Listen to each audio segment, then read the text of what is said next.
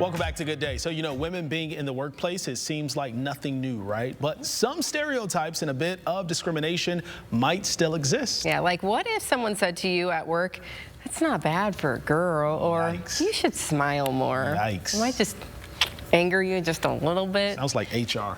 Yes. Author Anastasia Ryan is with us this morning, and she's turned those phrases into novels. Good morning. Thanks for being here today. Thank you for having me. Absolutely. So your first book came out about a year ago? Yep. And your Congratulations. second? Just recently. Yeah. So let's start with maybe the first book.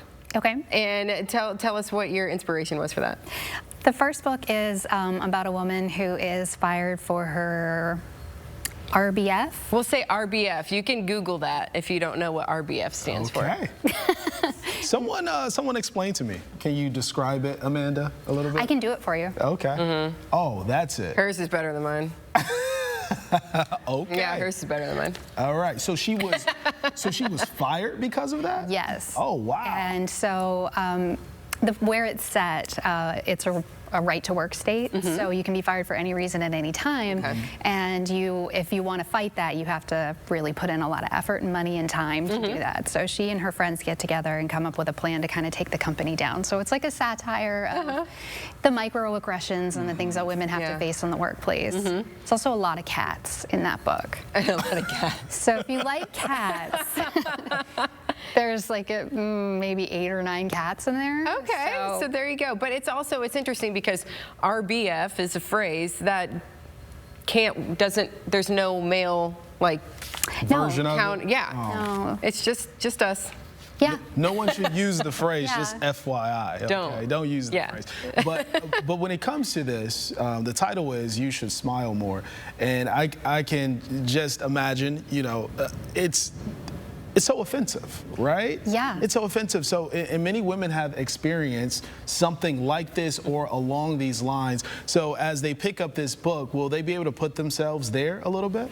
Yes, although again, it is satire, so it pushes the envelope a little bit. Yeah. It kind of takes the things that we deal with on a daily basis and makes fun of them a little, makes them a little bit more absurd. You need to laugh about it to be able to absorb it a little bit. Absolutely. So it is a comedy, but it is something I think that a lot of women have experienced. Your boss comes over and he's like, "Smile." Smile more. He's smiling. Like women Doesn't say that to the guy next to us, right? Yeah.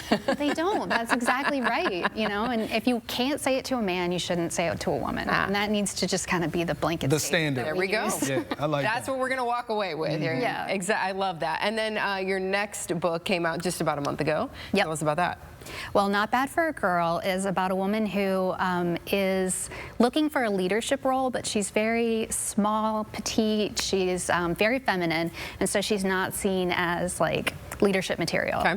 She's been passed over for a promotion, and since she speaks her mind, she is bossy instead of assertive. Gotcha. So she's transferred to a remote work team where no one sees her face, and so she decides to keep her camera off. And since her name is Indiana, her boss assumes that she's a man. And he starts treating her differently, and things go differently at work, and she gets a little bit more respect and a little bit more responsibility, and so she's like, I think I'm gonna roll with this. Well, yeah. Might as well take the promotion, right? Yeah. Things snowball outside of her control. It gets a bit ridiculous. The legend of Indiana grows and grows, and he becomes this ultimate masculine man fantasy, and so ultimately she has to come clean. Right. So. But super fun because we're in a post-COVID society where people are working remote, and yeah, I don't have my camera on today. Yeah. Well, and Who knows what I look like?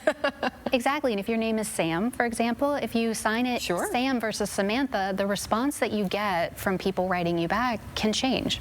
Wow. And so depending on how they see you, it can impact your performance and how you're viewed at work and how your skills are viewed, whether or not you get the promotion. And this is a satire as well? It is, yeah. So it's a bit ridiculous, but it's tackling some systemic issues. Yeah, some heavy stuff. You mentioned those microaggressions. They happen in the workplace, indeed. So you have a few events coming up as well. Tell us about those. I do. I'm going to be doing a book club through Gathering Volumes. That's coming up at 6 Fifths Distillery. In Perrysburg, yeah. Yep, and that's next week. And I'm also going to be doing a panel for the Women's Studies Department at BGSU on March 20th, which is called Storytelling and the Me Too Movement. Wow. Okay. So those are big ones coming up, and you'll be able to talk about your books, but also some really important topics as well. Yeah. Can people buy these at those events, or can they get them online? Where can they get the books? You can get them wherever books are sold. The local Barnes & Noble has been great. Like they have a bunch of signed copies of it. Oh, fun. Gathering Volumes has a lot of them too. But you can get them on Amazon, pretty much everywhere you can get books. So, what has it been like for you to start writing and actually see it, come out in these books? Very surreal.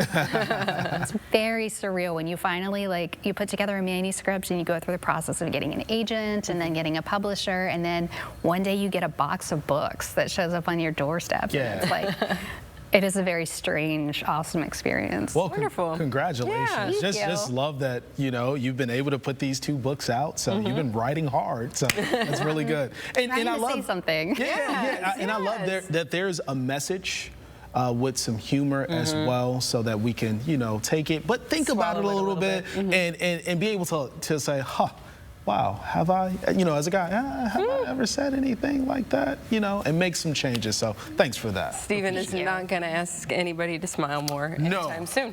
I don't do things like that. No, But it's a systemic issue. It's not an individual issue. Correct. So you're not dealing with individual people who are doing this on purpose. It's a societal thing we have to look at. So Good. So pick up a copy, enjoy it. Yes. Walk away with a little bit of something as well. Thank you so much for being here today. Thank you for having me. Absolutely, yeah.